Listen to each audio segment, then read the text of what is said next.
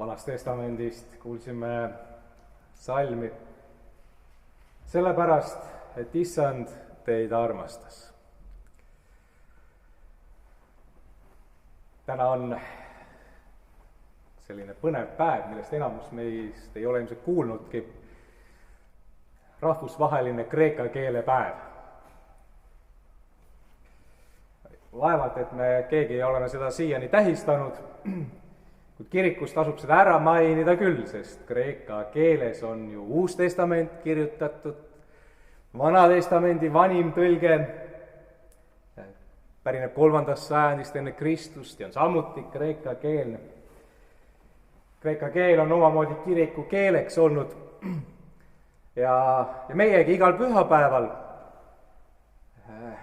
kasutame kreeka keelt, kui me oma jumalateenistusel laulame Kyrie eleison, Kriste eleison, Kyrie eleison, nõnda kui täna tegime, mis tähendab tõlkes issand alasta, Kristus alasta, issand halasta.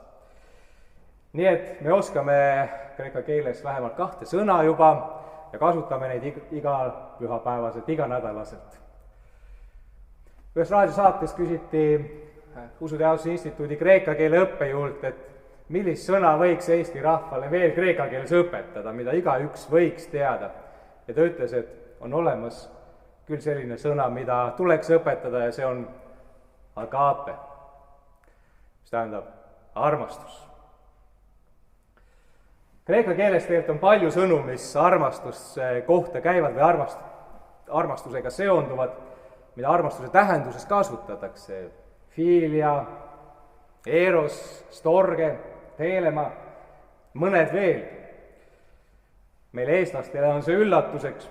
Meil on ikka üks sõna ja kasutame seda ühte sõna, olgu siis rääkides sellest, kuidas me oma abikaasat armastame või lapsi armastame või Jumalat armastame või kiluvõileiba armastame, ikka on üks ja see sama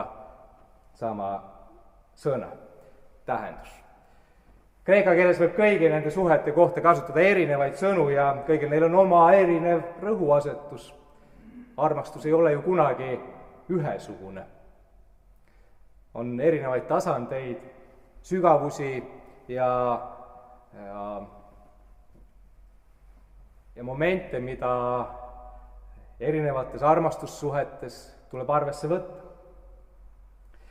Kuid see sõna agape tõuseb kõigist neist armastuse sõnades kreeka keeles eriliselt esile, sest see on just see armastus, mille me ennekõike leiame pühakirjast. Ja kui piibel räägib inimese ja Jumala suhtest, siis kasutab ta just seda sõna peamiselt. On öeldud, et kui varasemalt seda sõna ka antiikkirjanduses tunti ja kuigivõrd ka kasutati, siis tõeliselt palju hakati seda kasutama just Uue Testamendi kirjanduse tõttu. Nii palju, sest agape armastusest ei ole kusagil mujal juttu kui Uues Testamendis kreeka kirjanduses. Ja sellel on oma tähendus ka, oma põhjus. See armastus, agape, on pühendunud armastus, ka tingimusteta armastus. Ja selliselt on ta Jumala armastuse parimaks väljendajaks. See on midagi muud füüsilisest meeldimisest või emotsionaalsest külgetõmbest, kirest või ka kohustusest. See on kõike andev, tingimusi mitte seadev, inimlikke piire ületav armastus. Ja just sellisel moel ka eriliselt see armastus, mis Jeesuses Kristuses meile ilmub. Kõik meie inimlikud puudused, meie inimlik poolik oleme ja ka inimlik patusus saab ületatud. Jumala armastus on palju suurem.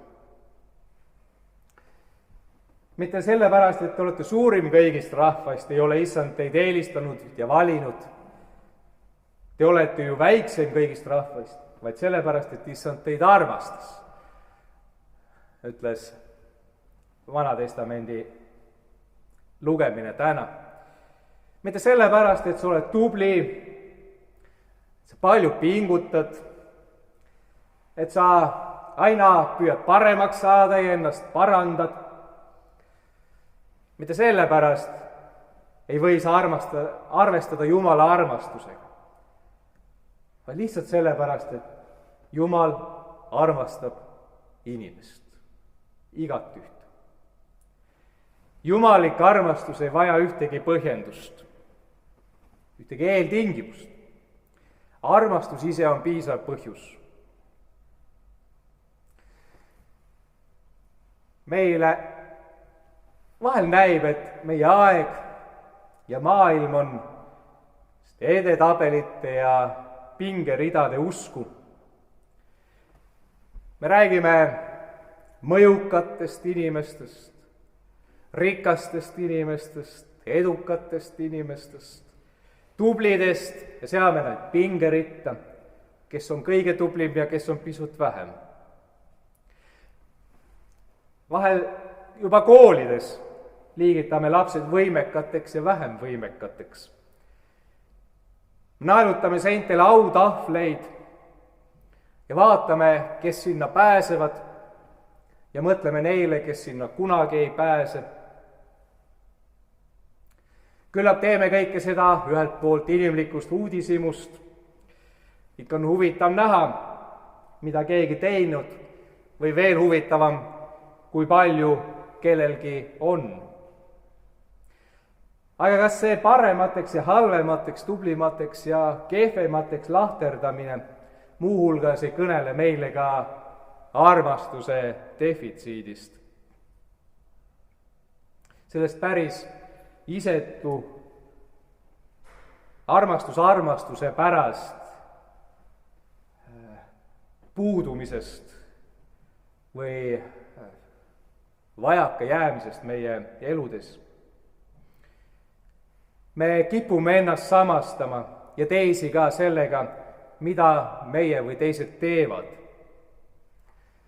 Ja nii palju ei märka me enam seda, kes me oleme, kes teised inimesed on ja mis on see, mis teeb inimesest inimese. Kas tema saavutused, kas tema pingutused, tema töö ja vaev või on siiski midagi palju olulisemat veel, mida tuleks märgata. Jeesus tänases evangeeliumis ütleb väga selgelt, mida tema taolistest pingeridadest arvab. Esimesed jäävad viimasteks ja viimased saavad esimesteks. Jah, tore, kui oled pingutanud ja ponnistanud, kui oled püüdnud, aga see veel ei määra palju. Päeva lõpus ütleb viimase sõna keegi teine. Mitte see, kes sind kuhugi autahvlile asetab, vaid see, kes on sulle elu andnud. Kogu püha kiri näitab meile sellist teistsugust edetabelite vaba armastust. Inimese olemise mõtteks ja sisuks ei ole saavutused, vaid see, kelleks ta on loodud olema. Kui me püüame ühe sõnaga kokku võtta selle, miks me oleme, kust me oleme tulnud ja kuhu oleme teel, siis piisab sellest ühest ainsast sõnast, agape, armastus, piire ületav, kõike hõlmav armastus. Jumalal ei ole edetabeleid, nimekirjasid tublidest ja vähem tublidest, headest ja halbadest. Ta ei kurjusta pahadega ega premeeri neid, kes hästi hakkama saavad. Jumala armu ei teenita välja. Seda ei osteta, ei saavutata auhinnana. Jumal armastab, sest ta on armastus. See on armastus enese pärast, armastus armastuse pärast. See on see armastus, mis muudab elu mõttekaks, elusaks, tähendusrikkaks. Et kui me õpime selgeks selle kreekakeelse sõna agape, armastus, siis hakkame elama selle teadmisega, et kõige tähtsam ongi selle ühe sõna sisse mahutatav. Sinu kohta siin maailmas ja elus ei määra mitte ükski hinnang, ei see, mille annavad teised inimesed, ega see, mille sa ise endale annad. Sinu koha määrab jumalik armastus, mis on kinkinud sulle elu, mis on tahtnud, et sa olemas oleksid, mis on tahtnud, et sa ka tänast päeva näeksid ja siin temaga kohtuksid. See on see armastus, mis on alati valmis astuma järgmist sammu, et veel ligemale sulle jõuda, et sind veel enam hoida ja kanda.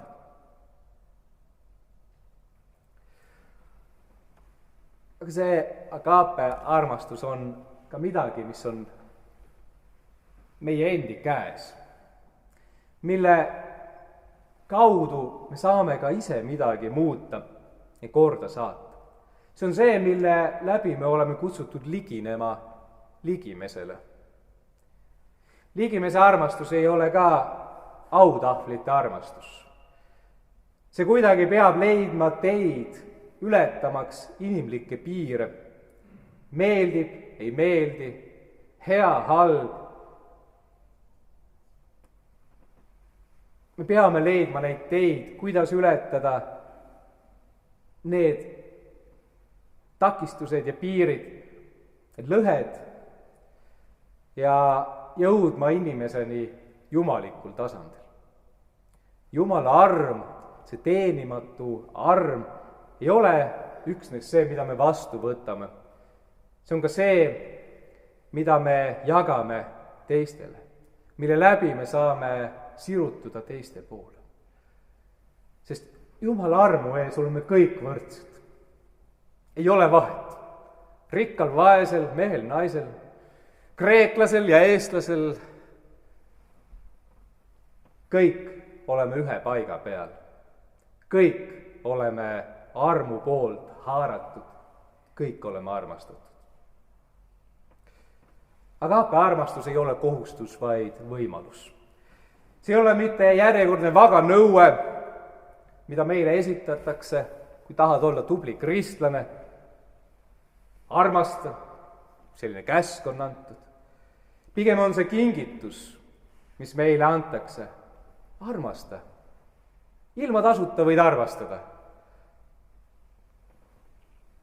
Kui on veel midagi, mida me selle agape armastuse kohta võiksime öelda, siis see on armastus, mis on vaba. Me oleme kuulnud, et sõna on vaba. Hiljuti räägitakse palju selle üle, et ka raha on vaba. Aga ka armastus on vaba.